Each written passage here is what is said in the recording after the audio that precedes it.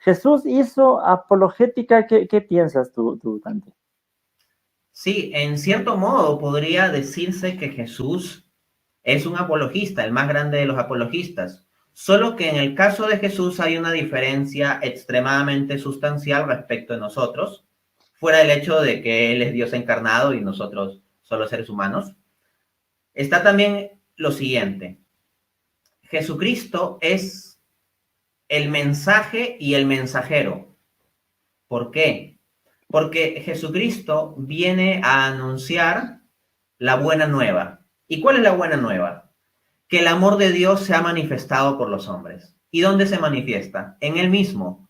Es Jesucristo mismo el mensaje que Él tiene que anunciar. Entonces Él tiene que anunciarse a sí mismo. De ahí que Él en su mensaje no simplemente pide creer una verdad abstracta. Predicadores o filósofos como Confucio, Buda, Mahoma, pedían creer alguna especie de verdad abstracta o ideología distinta de sí mismos. En cambio, la proclamación de Jesús es muy distinta porque Jesús pide creer en sí mismo. Así, en Juan 8:24 dice, si no creyereis que yo soy, en vuestros pecados moriréis. Y en el contexto judío, decir yo soy es proclamarse Dios, conforme a Éxodo 3:14. Cuando le pregunta a Moisés el nombre a Dios, Dios dice yo soy el que soy, ese es mi nombre. Eso dirás a los israelitas. Y si revisamos, por ejemplo, el Evangelio de Juan, vamos a encontrar que cuando Jesús utilizaba ese término, yo soy, lo querían apedrear. Es decir, se entendía que él se estaba proclamando a sí mismo como con rango de divinidad. Asimismo, en Juan 14:6, Jesús dice, yo soy el camino, la verdad y la vida. Nadie viene al Padre si no es por mí. Entonces, Jesús viene a anunciarse a sí mismo como la verdad. En consecuencia, la apologética que tiene que hacer Jesús es defender su propia persona, porque él mismo es el mensaje. En cambio, nosotros los cristianos, cuando hacemos apologética, no defendemos a nuestra propia persona. Muchas veces nuestra propia persona se va a ver sujeta a escarnios y ataque porque hacemos apologética. Lo que nosotros tenemos que defender es a Cristo. Y aquí ya creo que hay un estándar muy importante para el apologista cristiano. Quien se pretende apologista cristiano y se la pasa la mayor parte en las redes sociales defendiendo a su propia persona o atacando a la persona de otros, en lugar de defender el mensaje de Cristo, pues que se evalúe seriamente. Vamos a ver cómo podemos entender esto de la labor de Jesús como apologista, entendiendo que tenía que defenderse a sí mismo.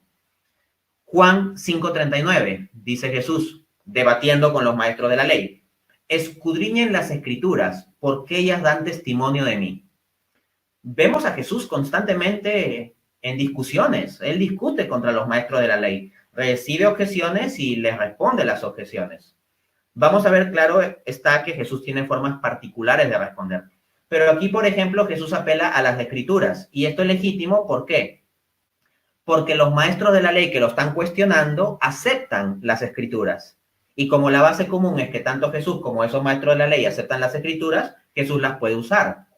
Así, por ejemplo, cuando uno hace apologética enfrentando, por ejemplo, a un no trinitario, pero que te acepta la veracidad de la Biblia, tú le puedes argumentar a favor de la Trinidad con pasajes bíblicos. Del mismo modo, Jesucristo utilizaba la fuente común, la Escritura. Asimismo, en Lucas 24, del 25 al 27, leemos, entonces Él les dijo, oh insensatos y tardos de corazón para creer todo lo que los profetas han dicho. ¿No era necesario que el Cristo padeciera todas estas cosas y entrara en su gloria? Y comenzando desde Moisés y siguiendo por todos los profetas, les explicó lo que todas las escrituras decían sobre él. Entonces, los dos pasajes que he citado, lo que podemos ver es que la apologética de Jesús va dirigida, como ya había anunciado, a defenderse a sí mismo, a explicar cómo la escritura apunta hacia él, a explicar cómo los profetas apuntan hacia él. De hecho, sería alucinante poder tener registro del diálogo de Jesús en Lucas 24. Lamentablemente no lo tenemos. O sea, se dice que Jesús explicó cómo cada uno de los profetas lo había profetizado a él. Entonces sería alucinante tener esa clase de exégesis por parte de Dios encarnado mismo. Asimismo, Jesucristo no solo, ojo, no solo se basó en apelar a las escrituras, sino que también apelaba a evidencias palpables. Efectivamente, en Juan 10, de 37 al 38, dice el Señor, Si no hago las obras de mi Padre, no crean en mí. Pero si las hago, aunque no crean en mis palabras, crean en las obras que hago, para que conozcan y crean que el Padre está en mí. Noten qué interesante. Jesucristo no dice simplemente, crean en mis palabras. Y si no creen en mis palabras, pues seguiré insistiendo con mis palabras y les citaré 80 pasajes bíblicos. Y si no quieren creer, pues yo insistiré en eso. Y si no quieren creer, pues se pierden. Ese no fue el estándar de Jesús, sino que Jesús, aparte de decir, crean en mis palabras, decía, bueno, si no quieren creer en mis palabras, igual pueden creer en mis hechos. Entonces Jesús está mostrando evidencia. ¿Y cuál es la evidencia que muestra Jesús? Uno, su conducta moral. O sea, nadie podía acusarle de un pecado. Y dos, sus milagros. Entonces, Jesucristo mismo utilizó como evidencia de su identidad mesiánica y de su proclama de divinidad sus propios milagros. En consecuencia, es legítimo que los apologistas cristianos tomemos la misma metodología y construyendo argumentos, por ejemplo, para defender históricamente la resurrección de Jesús, defendamos la creencia en la misma. Otro pasaje, Mateo 12, del 24 al 26, dice, mas los fariseos al oírlo decían, este no echa fuera los demonios, sino por Belcebú, príncipe de los demonios. Sabiendo Jesús los pensamientos de ellos, les dijo, todo reino dividido contra sí mismo es asolado, y toda ciudad o casa dividida contra sí misma no permanecerá. Y Satanás echa fuera a Satanás, contra sí mismo está dividido. ¿Cómo pues permanecerá su reino? Acá Jesús está aplicando un método lógico, un método filosófico conocido como reducción al absurdo. La reducción al absurdo consiste en que tú asumes la postura de tu rival y vas a mostrar que siguiendo la lógica de la postura de tu rival se llega a conclusiones absurdas. Entonces, a Jesús lo estaban acusando de que él hacía milagros por el poder de los demonios. O sea, estaban cuestionando la legitimidad de las evidencias que él mostraba. Y Jesús aplica este método porque él, en lugar de decir simplemente yo no uso el poder de demonios, asume la premisa de ellos metodológicamente. Dice, ya, ok, ustedes dicen que yo hago milagros por el poder del demonio. Pero bajo la lógica de que yo hago milagros por el poder del demonio, si yo expulso a los demonios, entonces lo que se sigue de la lógica de ustedes es que el demonio expulsa al demonio. Entonces el demonio está dividido contra sí mismo, lo cual es un absurdo. Entonces, el propio Cristo los llevó a ver el absurdo de su razonamiento, asumiendo la premisa de ellos. Fue muy inteligente ahí. Y para terminar, una muestra máxima de inteligencia de Jesús la encontramos en Marcos 11, del 27 al 33. Leemos. Vinieron a él los principales sacerdotes, los escribas y los ancianos, y le dijeron, ¿con qué autoridad haces estas cosas? ¿Y quién te dio la autoridad para hacer esto? Jesús le respondió, les haré yo también una pregunta. Respóndanme y les diré con qué autoridad hago estas cosas. ¿El bautismo de Juan venía de Dios o de los hombres? Respóndanme. Entonces ellos discutían entre sí diciendo, si decimos que de Dios dirá, ¿por qué no le creyeron? Y si decimos que de los hombres, pero tenían miedo al pueblo, pues todos tenían a Juan como un verdadero profeta. Así que dijeron a Jesús, no sabemos. Jesús le dijo, pues tampoco yo les digo con qué autoridad hago esto. Entonces, Jesús fue sumamente inteligente en plantearles un dilema, en plantearles dos opciones, o decían que el bautismo de Juan venía de Dios o venía de los hombres, y Jesús sabía que no iban a poder resolver tal dilema. Y de esa forma Jesús los puso en jaque. Entonces, vemos a Jesús argumentando, discutiendo, haciendo reducción al absurdo, apelando a las escrituras y mostrando evidencias. Todo esto es lo que debe hacer el apologista. Bien, qué interesante, ¿no? Cualquiera diría que Jesús, siendo Dios mismo, no necesitaba argumentar o probar, pero vemos sí en los relatos que tú nos mencionas, en los evangelios, cómo Jesús argumentaba, ¿no? Incluso, no sé, ahorita se me viene esto a la mente, pensando en este modelo de Jesús de hacer preguntas para mostrar lo absurdo de los argumentos. Eso es como un poco de la mayéutica de Sócrates, algo así, ¿no? Parece, ¿no? Sí, o sea, nadie podía responder a Sócrates. Sócrates era un capo haciendo múltiples preguntas y encasillando a la gente. Y los hacía sentir como tontos. Bueno, nuestro Señor habría hecho sentir como tonto a Sócrates. Creo que Sócrates le hubiera Ah, buscado claro. con sus preguntas y Jesús le hubiera complicado las cosas a Sócrates. De hecho, Sócrates decía, solo sé que nada sé. En cambio, Jesús dice, yo soy la verdad. Eso es la verdad.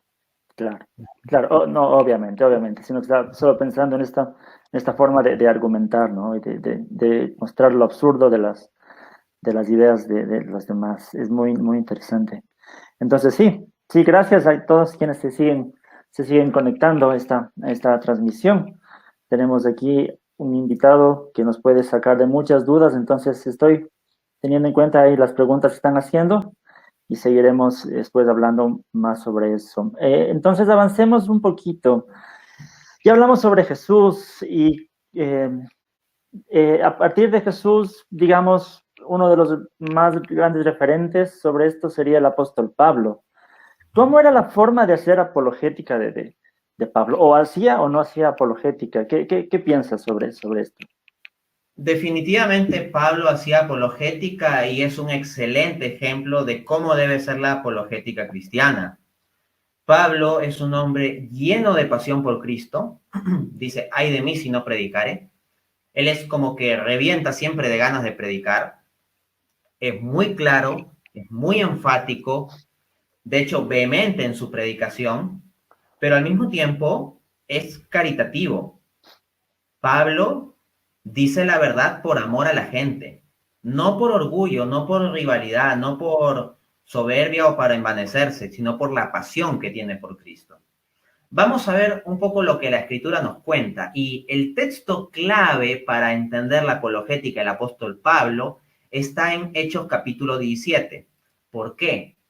Porque en gran parte los cristianos nos enfrentamos a hacer apologética frente a no cristianos. ¿Ok? Ahora, Pablo es un judío y como judío, pero convertido al cristianismo, tiene que hacer una apologética doble. Una apologética frente a los judíos, los cuales creen en la escritura, pero no creen en Cristo, judíos no cristianos, y apologética respecto a los paganos, los cuales ni creen en la escritura ni creen en Cristo. Entonces, si Pablo hubiera seguido la lógica de ciertos cristianos que critican la apologética, únicamente se hubiera limitado a citarle pasajes bíblicos a todo el mundo, pero no es eso lo que vemos en Pablo.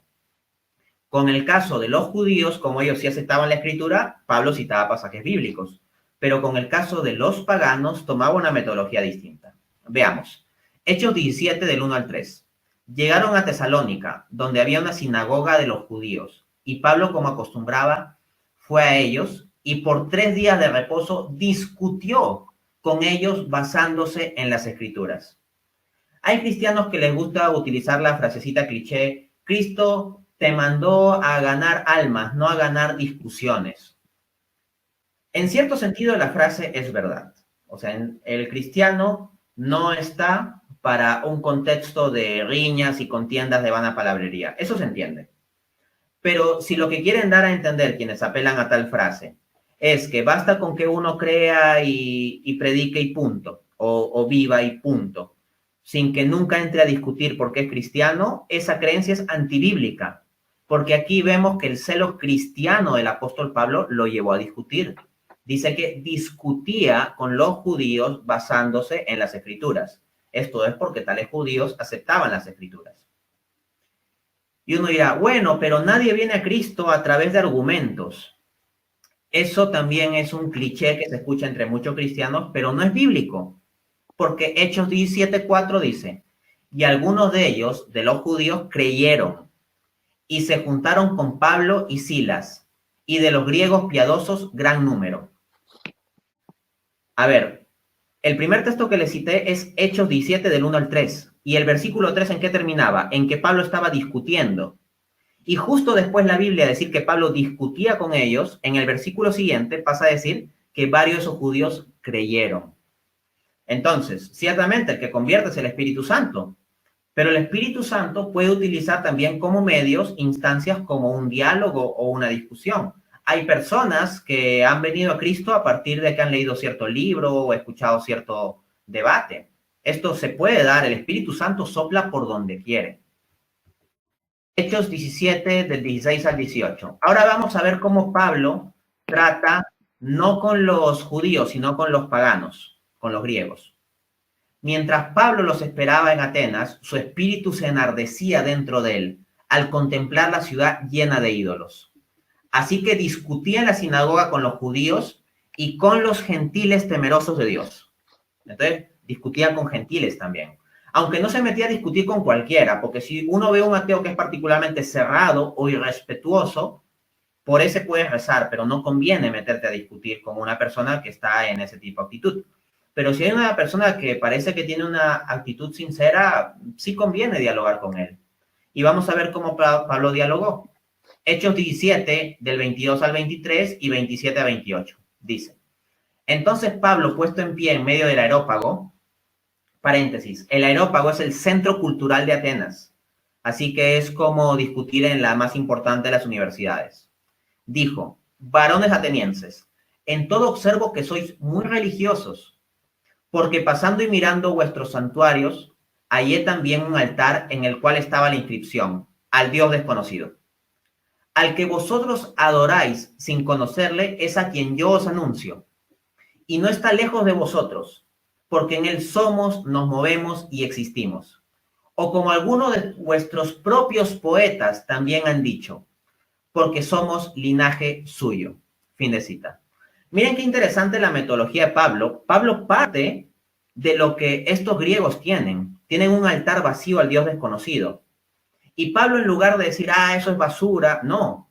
Pablo más bien lo toma como una apertura o una oportunidad para decirles, ese altar debe ser ocupado por el único Dios verdadero, que es Jesucristo. Entonces vemos cómo Pablo, en lugar de simplemente citarles pasajes del Antiguo Testamento y decirles, es que ustedes no creen en el profeta Isaías y la profecía de Isaías 53. No, en lugar de citarles escritura a griegos que no creen en la escritura, no, les parte del razonamiento de lo que ellos ya tienen. Y les cita a filósofos griegos o a poetas griegos. Hay cristianos que dicen, pero la Biblia nunca dice que debamos citar a filósofos y científicos y cosas así. Esa idea no es bíblica porque vemos al apóstol Pablo en la propia Biblia que habla con los gentiles y no comienza citándoles la Biblia. Les cita a sus propios filósofos con las frases, porque en él somos, nos movemos y existimos. Y también la frase, porque somos linaje suyos. Queda claro que son pensadores griegos porque el apóstol Pablo dice, como alguno de vuestros propios poetas también han dicho. Entonces, como dice también, la frase anterior es de un poeta griego y la frase siguiente también de un poeta griego.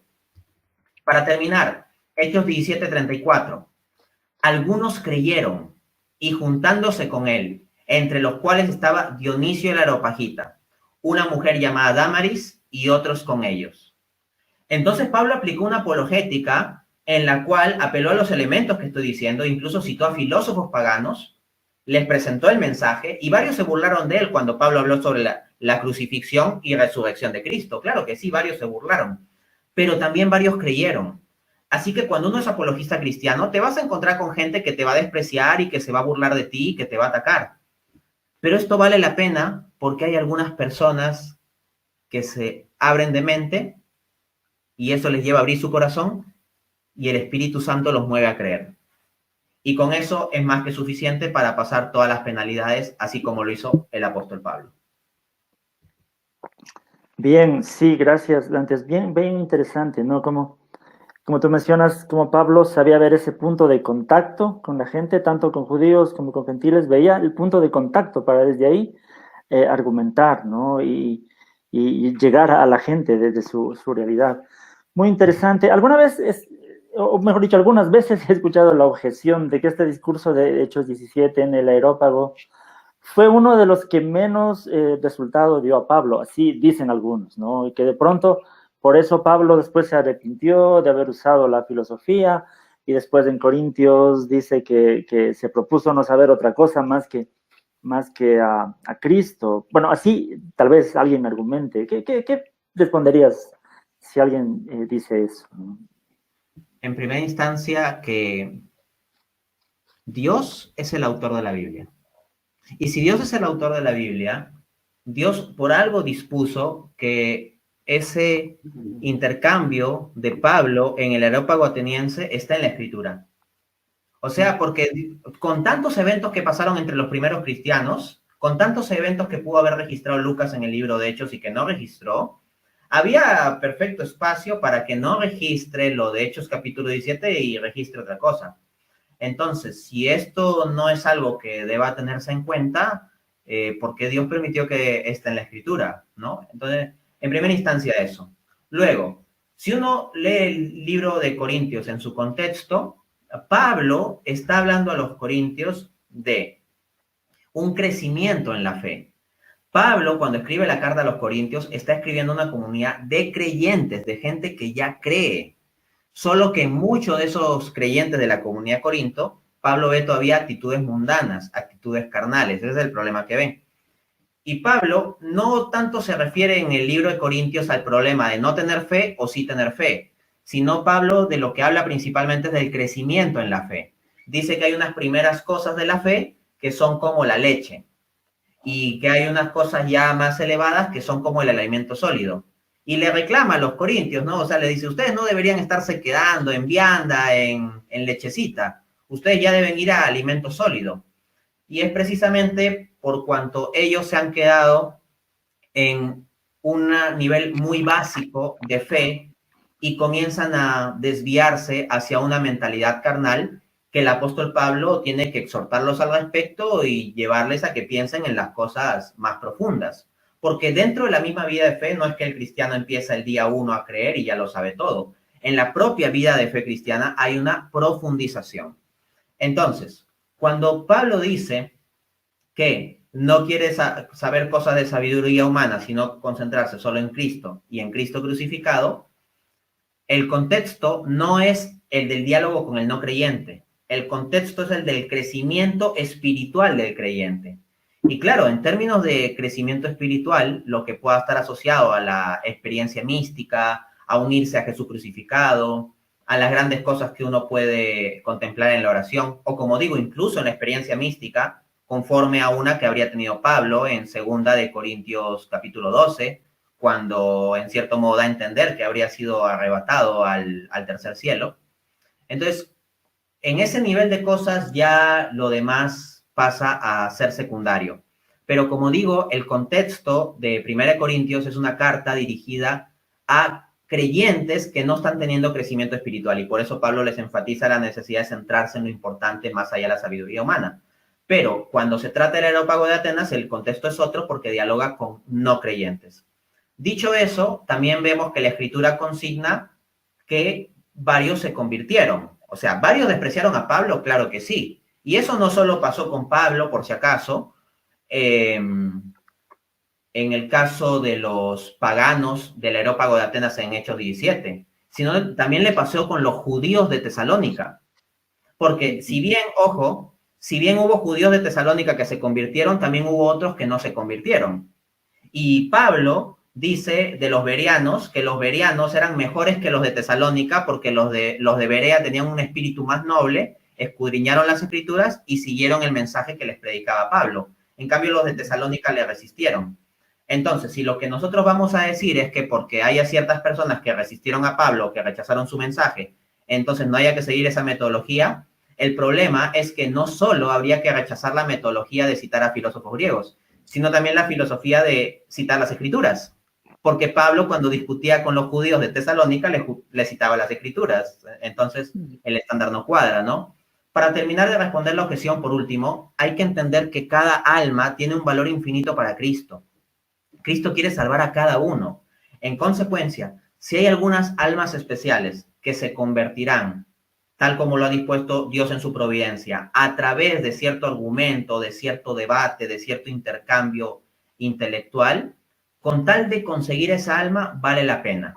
El filósofo cristiano C.S. Lewis, por ejemplo, él se convirtió y es la conversión de una sola persona. Y en gran parte él se convirtió por su búsqueda intelectual, relacionándose con la apologética. Si uno lee su testimonio de conversión, esto es así. ¿Podría haberse convertido C.S. Lewis sin apologética? Tal vez, pero no lo sabemos.